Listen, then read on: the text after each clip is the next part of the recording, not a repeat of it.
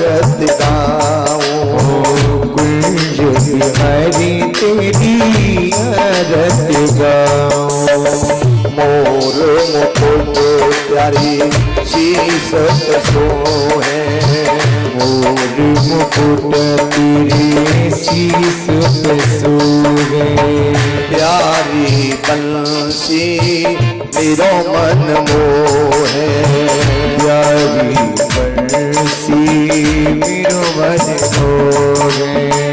या मुरली पे बल बल जाऊं, या मुरली पे बल बल जाओ। रास बिहारी तेरी आरत गाऊं, रास बिहारी तेरी आरत गाऊं, कुंज बिहारी तेरी आरत गाऊं।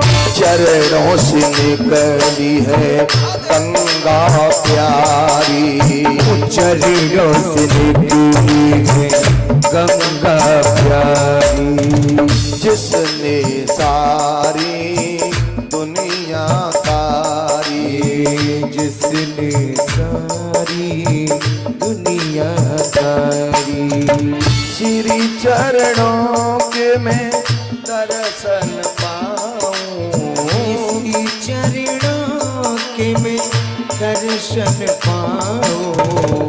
कुंज बिहारी तेरी आरत गाऊं, रास बिहारी तेरी आरत गाऊं। दास अनाथ के नाथ आपो, दासी नाथ के नाथ आपो। सुख दुख जीवन प्यारे साथ आपो, सुख दुख जीवन प्यारे साथ आपो। प्यारी छवि तेरी मन में बसाऊं, प्यारी छवि तेरी मन में बनाओ। रास बिहारी तेरी आरत गाऊं, कुंज बिहारी तेरी आरत गाऊं। कर्पूर गौरम करुणावतारम, संसार सारम मुझिन्द्रकारम। सदा वसंतम हृदयारविंदे, भवं भवानी सहितं नमामि। त्वमेव माता च पिता त्वमेव, त्वमेव बन्धु च सखा त्वमेव। त्वमेव वेद्या द्रविणं त्वमेव, त्वमेव सर्वं मम देव देव।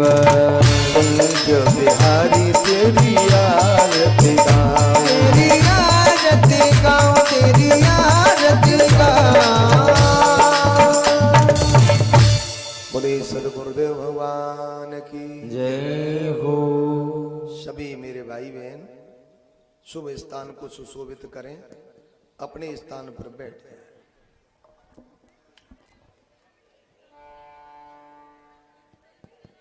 हरि ओम।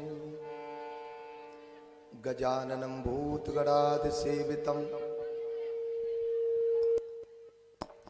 कपित्थजम्बो फलचारुभक्षणम् उमासुतं शोकविनाशकारकं नमामि विघ्नेश्वर पादुपङ्कजम्। मंगलम भगवान विष्णु मंगलम गरुड़ध्वज मंगलम पुंडरीकाक्षाय मंगलाय तनोहरि। मनोजव मारुततुल्य वेगं जितेन्द्रियं बुद्धिमतां वरिष्ठं वातात्मजं वानरयूथमुख्यं श्रीरामदूतं शरणं प्रपद्ये। विष्णुप्रिये नमस्तुभ्यं नमस्तुभ्यं जगद्गुरुते अर्धहन्त्री नमस्तुभ्यं समृद्धे कुरु मे सदा। ध्यान मूलम गुरुर्मूर्ति पूजा मूलम गुरुपदम मंत्र मूलम गुरुर्वाक्यम मोक्ष मूलम गुरु कृपा।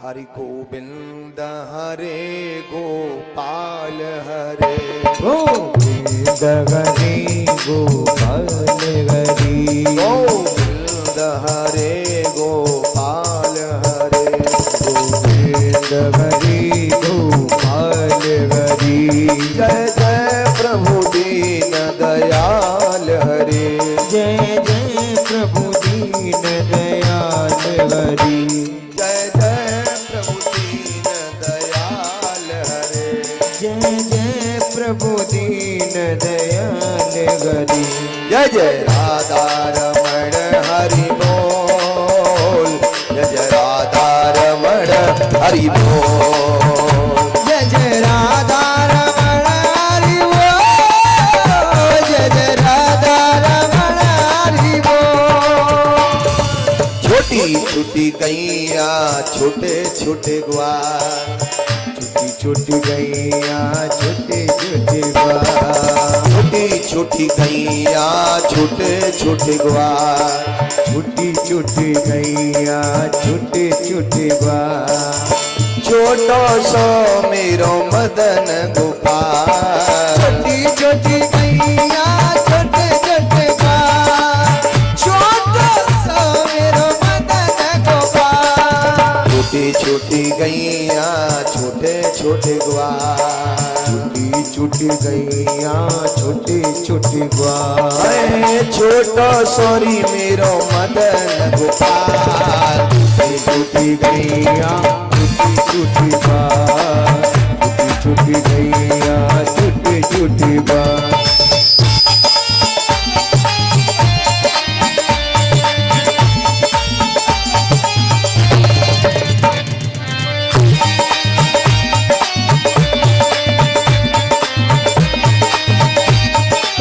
राधे बोले सदगुरुदेव भगवान की जय हो। हाँ मेरे भाई बहन चले मन की डोर गोविंद के चरणों में जोड़ दें। राधे आगे वाली मशीन से बढ़ा राधे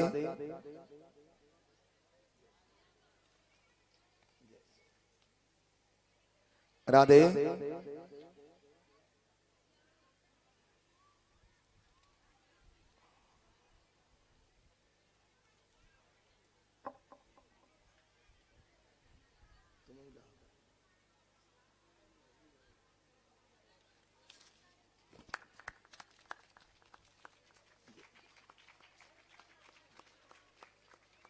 ला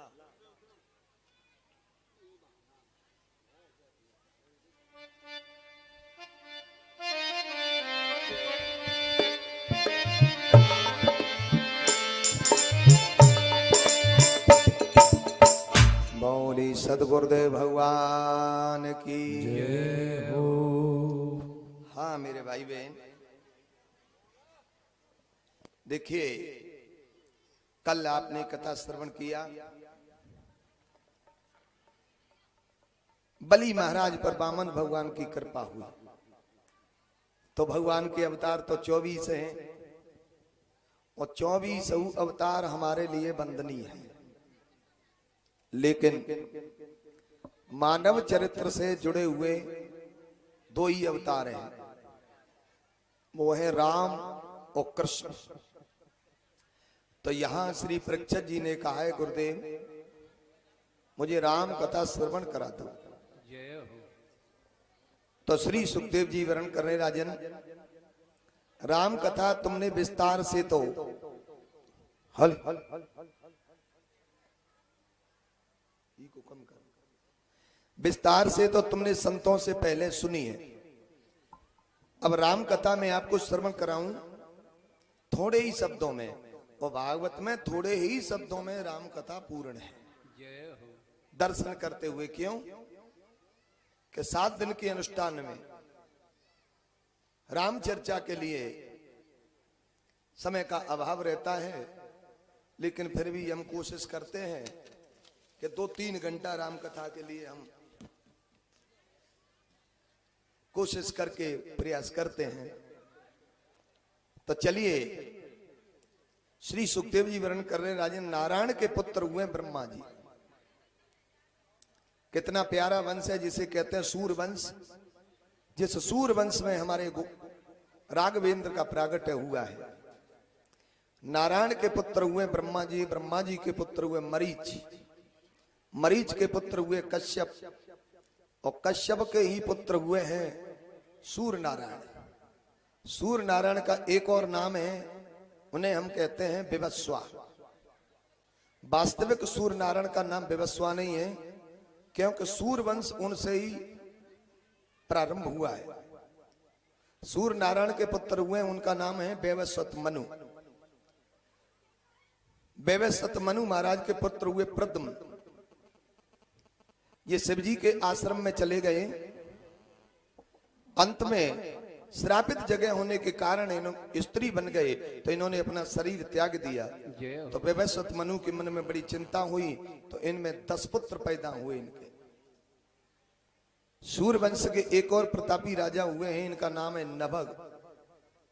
नभग के पुत्र हुए हैं नाभाग, और नाभाग के पुत्र हुए अम्बरीश। इतनी बड़ी पृथ्वी दुनिया है जिसके अम्बरीश महाराज राजा हैं, पर उन्हें जरा भी अभिमान नहीं है। 1 महीना में 2 एकादशी आती हैं, दोनों एकादशियों का व्रत निर्जला करते हैं, और द्वादशी के दिन संत ब्राह्मणों को भोजन करा के प्रसादी ग्रहण करते हैं।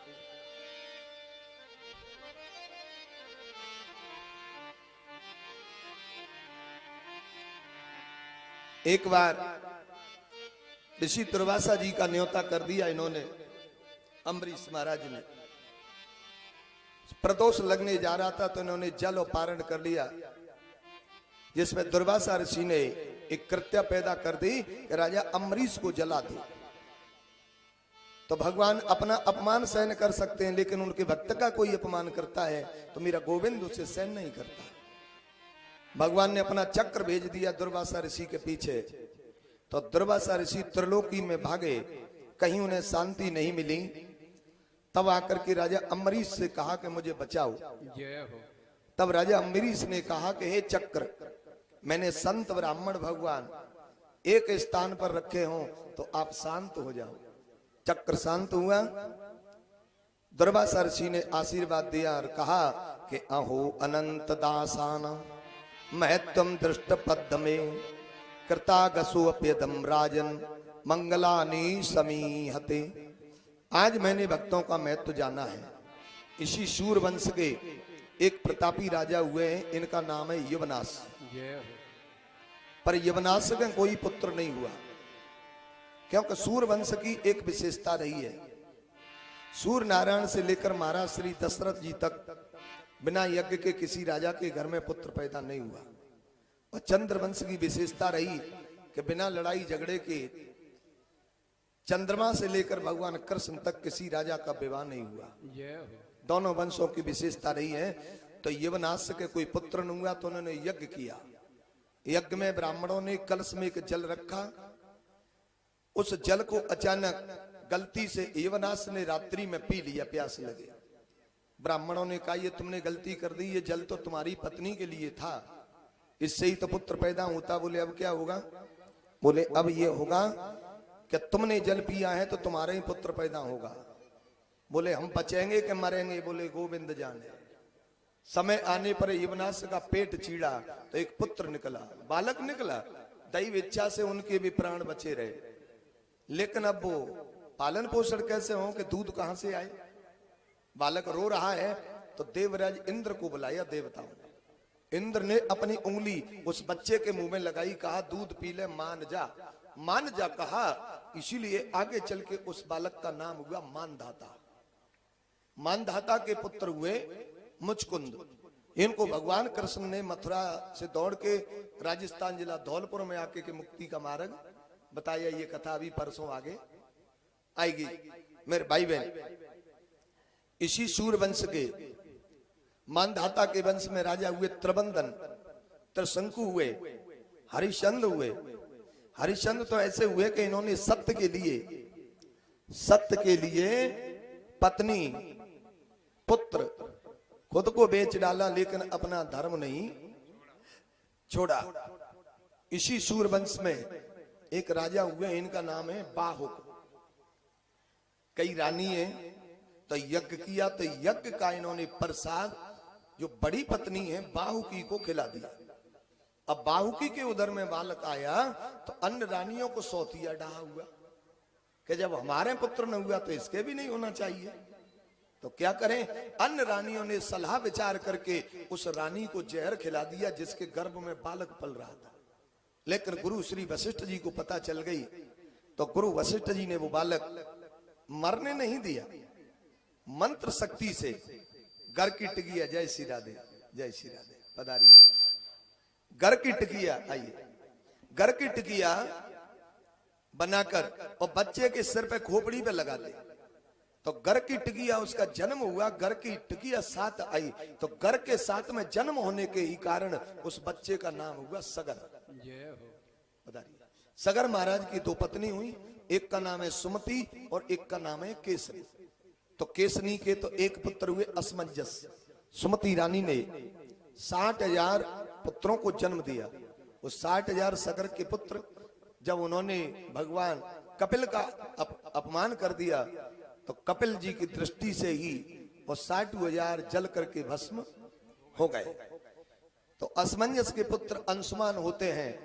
अंशुमान उन 60,000 अपने चाचा जनों का पता लगाने के लिए गए, तो भगवान कपिल से पूछा कि ये घोड़ा तो ये है हमारा, लेकिन 60,000 चाचा जन आए, वो कहाँ हैं? तो कपिल भगवान ने कहा कि ये भस्म की डेरी जो पड़ी है ये तुम्हारे चाचाओं की है। बोले ये कैसे जल गए?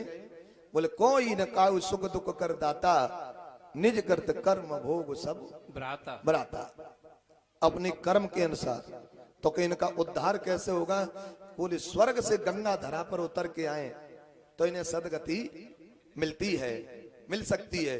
तो स्वर्ग से धरा पर गंगा को लाने के लिए असमंजस के पुत्र अंशुमान ने तपस्या की। गंगा मैया ने दर्शन नहीं दिया। अंशुमान के पुत्र दलीप ने तपस्या की, गंगा मैया ने दर्शन नहीं दिया। दलीप के पुत्र श्री भागीरथ जी ने तपस्या की, तब गंगा मैया ने दर्शन दिया। और फिर भी ये कह दिया कि मैं पृथ्वी पर जाऊंगी तो मेरा इतना वेग है कि पृथ्वी फोड़ रसातल चली जाऊं, मेरा भार कौन सहन करेगा? तो भोले बाबा शंकर जी की आराधना भागीरथ जी ने की। तो भोले बाबा ने कहा कह दो अपनी मां गंगा से कि वो आए, हम उनका वेग धारण करेंगे। तो गंगा को भी अभिमान था कि मैं भोले बाबा को बहा के ले जाऊंगी गंगा सागर। लेकिन मेरे भाई बहन, जैसे ही गंगा मैया ब्रह्मा जी के कमंडल से निकली तो पहले ध्रुव लोक में आई, ध्रुव लोक से चली सप्तऋषि मंडल में आई, सप्तऋषि मंडल से चली भोले बाबा की जटाओं में आई।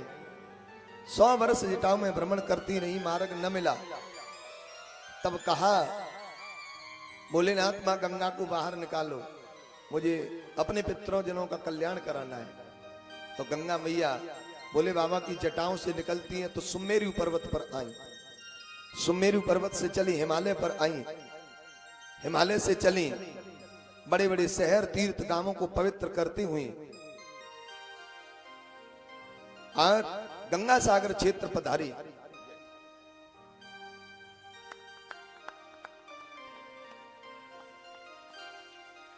जहां कभी सगर के 60,000 पुत्रों की भस्म हुई थी, उन्हें गंगा जल के स्पर्श से सदगति मिली। बोलिए गंगा मैया की जय हो। इसी वंश में, इन्हीं भगीरथ के वंश में आगे चल के एक राजा हुए आज दशरथ हुए। इससे पहले राजा रघु हुए। तो रघु की तो कीर्ति इतनी फैली कि महाराज सूर्यवंश की जगह पर रघुवंश के नाम से वंश की प्रसिद्धि हो गई। क्योंकि जितने राजा हुए उनका शासन पृथ्वी पे ही था, लेकिन राजा रघु का शासन तो पवन के ऊपर भी कायम था। राजा रघु ये कह देते हैं पवन से कि तू इतना तीव्र मती चलना कि कोई बहन बेटी के सिर से फरिया उड़ जाए। तो पवन ने कभी उनकी आज्ञा का उल्लंघन नहीं किया, तो सूर वंश की जगह पे रघुवंश के नाम से वंश की प्रसिद्धि हो गई। इन्हीं रघु के वंश में राजा हुए। आज दशरथ हुए, अयोध्या के राजा हैं, कौशल्या, कैकेयी, सुमित्रा, 3 रानी है, लेकिन संतान इनके भी कोई नहीं है। अब जरा ध्यान दे, कोई आदमी चाहे कितना भी शक्तिशाली हो, लेकिन एक कमी तो हर व्यक्ति के जीवन में कहीं ना कहीं होती है, रहती है। चाहे चलाए वाला हो, पैसे वाला हो, बलवान हो, धनवान हो, मेरे भाई बहन, एक कमी तो हर व्यक्ति के जीवन में रहती है। और परेशानी है। महाराज दशरथ तेजस्वी है, तपस्वी है, पराक्रमी है, लेकिन इनके जीवन में भी एक परेशानी है। अरे परेशानी क्या है कि कोई संतान नहीं है। तो अपने में जीवन में कहीं कोई दुख आ सकता है, तो अपना दुख किसे बताएंगे? पड़ोसी को अपना दुख सुना दो।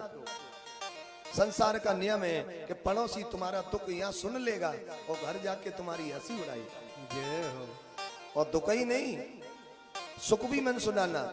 यदि सुख सुना दिया तो दुख सुना दिया तो हंसी उड़ाएगा, और सुख सुना दिया तो तुम्हें कल से दुख देने की योजना बनाएगा। तो महाराज दशरथ जी को दुख है, क्योंकि कोई उत्तराधिकारी नहीं है। 60,000 वर्ष की उम्र हो गई महाराज। कितनी? 60,000 वर्ष की आयु हो गई, लेकिन कोई संतान नहीं है। तो दुख है तो अपना दुख किसे सुनाएंगे? अपने सदगुरु की शरण में जाइए, किसी संत की शरण में जाइए, वो कोई मार्ग बताएंगे। तो जहां रामायण में एक बार शब्द आया है, कहीं जहां रामायण के अंदर एक बार शब्द का प्रयोग किया बाबा श्री तुलसीदास जी ने, तो वहां एक घटना घटित हुई है। एक बार महाराज श्री दशरथ जी स्वर्ग में देवराज इंद्र के यहाँ गए, तो देवराज इंद्र ने अपने बगल में आसन बैठने के लिए दिया, और महाराज लौट के चले तो इंद्र ने उस आसन की धुलाई करवा दी। अचानक महाराज फिर पहुंचे वापस, उनको पता चला कि मेरे बैठने से वो इंद्र अपने आसन की धुलाई करा रहा है। पूछा गया क्यों? बोले आपने संतान हो, इसलिए अपार दुख मेरे भाई बहन। बाबा श्री तुलसीदास जी बता रहे हैं, एक बार भूपते मन माही, भई गिलाने मोरे सुत नाही। एक बार भूपति मन माही, भई गिलाने मोरे सुत नाही। एक बार भूपति मन माही, भई गिलाने मोरे सुत नाही। एक बार भूपति मन माही, भई गिलाने मोरे सुत नाही। दुख हुआ तो कहा क्या किया? गुरु गृह गए तुरंत मह पाला, चरण लागे करे विनय विशाला। गुरु गृह गए तुरंत मह पाला, चरण लागे कर विनय विशाला। गुरु गृह गए तुरंत मह पाला, चरण लाग कर विनय विशाला। गुरु जी के चरणों में प्रणाम किया, साष्टांग बैठ गए, आसन ग्रहण किया, और गुरु जी ने पूछा कहिए राजन कैसा है हो? तो निज सुख दुख सब गुरु हुए सुनाए। अब महाराज यहाँ तो घर ते गए हैं, तो यहाँ तो कहे एक बार भूपत मन माई वही गलान मोरे सुतनाई, तो यहाँ तो दुख हुआ। दुख हुआ तो गुरुजी के शरण में गए। अब गुरुजी की शरण में गए तो वहां गुरुजी ने पूछा कैसे हो, तो निज सुख और दुख सब गुरु सुनाए। तो अब जरा देखिए कि सुख और दुख, दुख भी है और सुख भी है, तो गुरुजी को सुनाया। तो दुख क्या है? दुख तो यही है कि 60,000 वर्ष की उम्र हो गई लेकिन संतान नहीं हुई तो दुख है, पुत्र न हुआ तो दुख है। अब सुख क्या है? बोले सुख यह है कि मैं सदगुरुदेव भगवान के चरणों में आज बैठा हूं। भाई तीर्थ नहाए एक फल और संत मिले फल चार और सदगुरु मिले अनेक फल कहे कबीर विचार। तो ये सुख ये है कि मैं अपने सदगुरुदेव भगवान के चरणों में विराजमान बैठा हूं। हाँ, तो कहा महाराज वैसे तो सब ठीक है लेकिन मेरे कोई उत्तराधिकारी वारिस नहीं है। तो गुरुजी समझा रहे, जरा ध्यान देंगे। धरो धीर होइए सुतचारी, पुत्र भुवन वेदे तब गत भयहारी। धरो धीर होई ये सुतचारी, प्रभु बन विदित भगत भयहारी। धरो धीर होई ये सुतचारी, त्रिभुवन वेदित भगत भयहारी। धरो धीर होई ये सुतचारी, प्रभु बन विदित भगत भयहारी। राजन धरो धीर हो ये सुतचारी, तो इसका मतलब हो श्री दशरथ जी ने अपना धीरज तोड़ दिया, धैर्य तोड़ दिया। तभी तो गुरु वशिष्ठ जी कह रहे हैं कि राजन धराओ धीर हो ये सुतचारी। तो आदमी को धैर्य नहीं तोड़ना चाहिए। महाराज कितनी भी आपत्ति विपत्ति संकट विडंबना आ जाए लेकिन आपत्ति विडंबना में आपका धैर्य ही साथ है।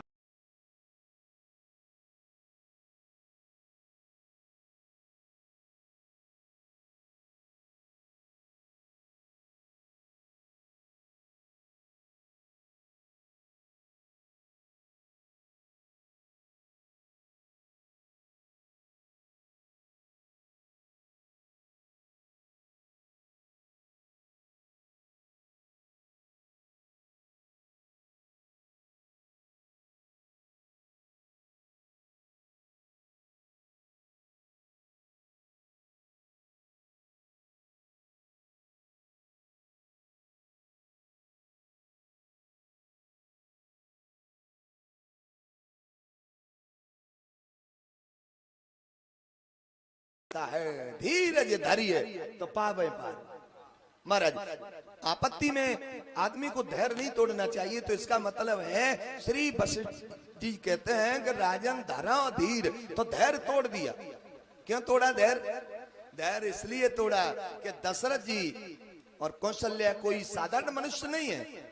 ये तो पहले ही तपस्या कर चुके हैं। जब मनु शतरूपा थे, जब गुफा में बैठ के हजारों वर्ष तपस्या की तो भगवान से कहा कि हम तुम्हारे समान पुत्र चाहते हैं। तो भगवान ने कह दिया मैं तुम्हारे घर बेटा बन के आऊंगा। अब विचार कर ले कि कोई साधारण कोई आदमी संसारी व्यक्ति आपके सामने कोई बात कह दे तो उसकी बात झूठी लग सकती है कि झूठ बोल गया होगा।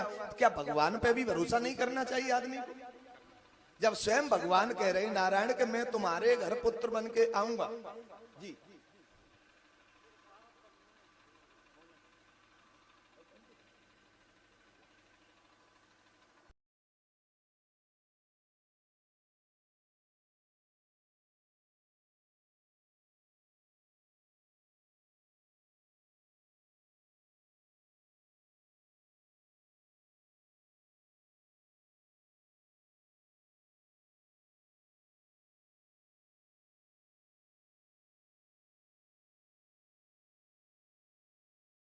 दिए जब कि स्वयं भगवान ने कहा था कि मैं तुम्हारे घर पुत्र बन के आऊंगा।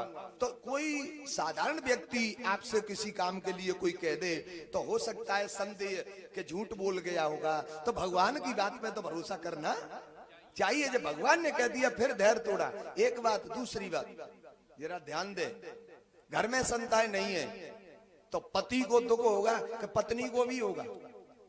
हो सकता है कि पुत्र की चाहत नारी को ज्यादा होती है ना। तो आप कथा सुनते हैं, रामायण भी पढ़ते हैं, बड़े बड़े विद्वानों की कथा सुनी, लेकिन कहीं ये सुना है कि कौशल्या कहीं किसी से कह रही है कि बाबा मेरे पुत्र नहीं है, क्या कहीं मंदिर तीर्थ में गई है कौशल्या ने